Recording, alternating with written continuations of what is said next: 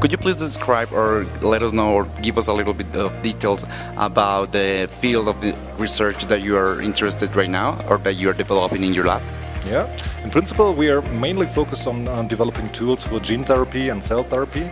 We are utilizing techniques of RNA biology like RNA interference, CRISPR technologies, but our main focus is on the design of vectors like viruses, synthetic AAVs, lentiviruses that we can use in vitro for research purposes or in vivo to treat patients in the future.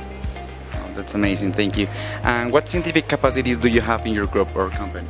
Oh, we are doing a lot of proteomics and we are producing GMP-grade recombinant proteins. We have next-generation sequencing capacities in our lab. We have quite a bit of cell models, and we also have primates, of course, since we are the primate center. We are mainly focused on rodent systems for disease modeling, but we are also working with non-human primate tissue like tissue explants and organotypic slice cultures that we can keep in an incubator to test our substances and gene therapeutics on them. Okay, thank you, Jens. And what R&D projects would you like to carry out in cooperation with the IDCBIS? Oh, actually, we are already deep in a cooperation in a bilateral funded research project. We are studying the exosomes from mesenchymal stem cells and their immunomodulatory potentials.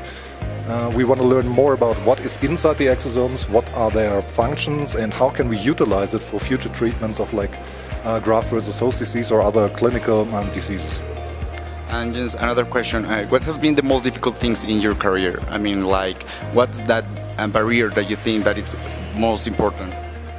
In principle, it's pretty much the same everywhere. It's fundraising. I mean, you need to find the money for your research, and that's always the most difficult thing.